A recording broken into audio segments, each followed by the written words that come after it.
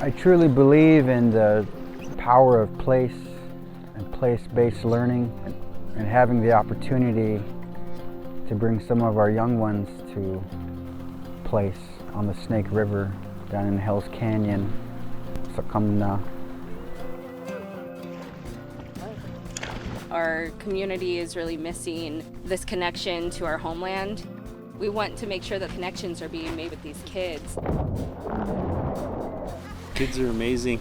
They're such light. It's really cool to see them light up when you put them in direct contact with something so sacred. Us as guides, we make them comfortable with the water and with being outside, but it's the kids and their leadership through the instructors that just carries the whole thing through. I love the water. Nothing better than I want to do is go outside and fish and swim. I was kind of nervous for our first big rapid, and seeing the nose go up in the air and just looking at the sky. I don't know if you guys have ever been on a horse, but it's like when the horse starts running, it feels like you're on top of the world. You can go swimming, there's water fights. Oh my God. The water fights, that was the best part because I pulled almost everybody in. I decided to kayak. It was heart racing because I've never done something like that. What really helped me for not being so afraid was myself. Like, oh, it's okay, just do what they say and you'll be fine. Some of you might be a little bit anxious or nervous, but conquer that. It's okay to feel anxious or nervous. Remember, that's just the power of that water reminding you of what it can do.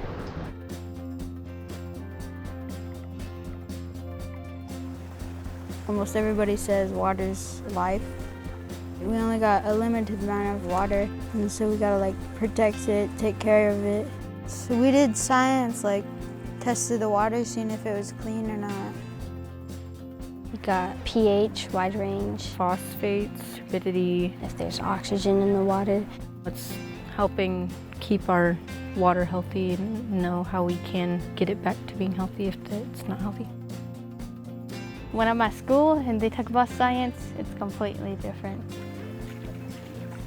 Science is simply a way of knowing, a way of figuring something out. So tell me, if you're coming from a culture that's been here for 10,000 years, how do you think that culture has survived for 10,000 years? It's been said that the land was the first classroom, the first teacher. So when we're mindful of those teachings and we open ourselves and we humble ourselves in those places, then the classroom is the land and things come to us. We're taking them to all these different sites, watersheds, tributaries, and they're curious.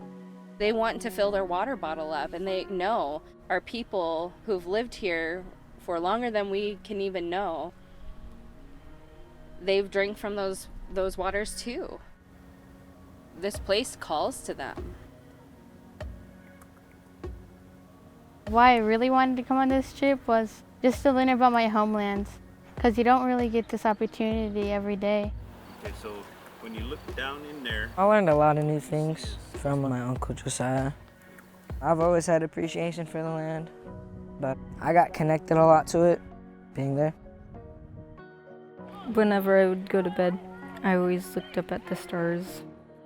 It just made me feel like maybe my ancestors used that star.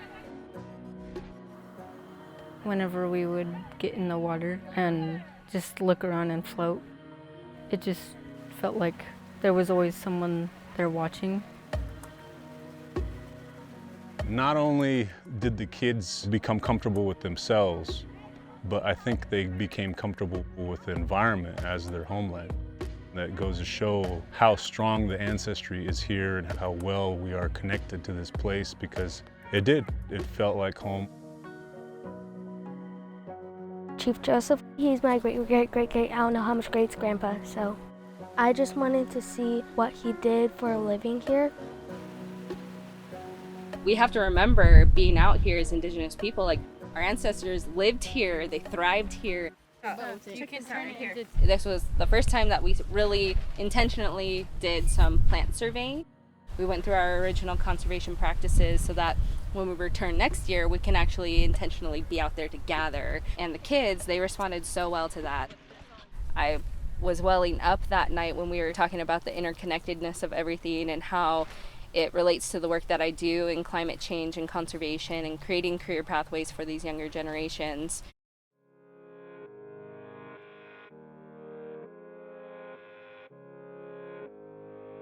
We're constantly trying to figure out resiliency for our foods, for our people. Resiliency is a hard thing because it means that can take care of itself. But to take care of yourself, you have to be able to take care of the things around you. The more we do things like this, the better prepared we are for those challenges. There's so many healing properties just being out here. We need to be drawing in funding so that we can get our people out, not just doing rafting, but being on those trails, being in the mountains. It's so medicinal. Success for Pandion is a long game thing. We're playing a little teeny tiny role in this work that so many people are doing of rebuilding connection to lands for Indigenous youth and for all of us, because we all need that ultimately. It's a privilege to be a part of it. Cultural teachings and stories and songs is something that I think the kids are going to remember. I told them my hope is that you bring your grandkids back here. That would be a really cool thing. There was a lot of things I loved about this trip. I can't really choose one thing. For younger people, I say it's a good idea to come out here, get to stay outside, get to be on the water a lot. There was so much shooting stars and other stars that I don't see in town. Jumping off the rock. The water fight. The water fights. I would probably recommend it if you really like cultural stuff. You get to meet a lot of new people, make friends. I like this trip. I recommend that you go because it's good for building confidence.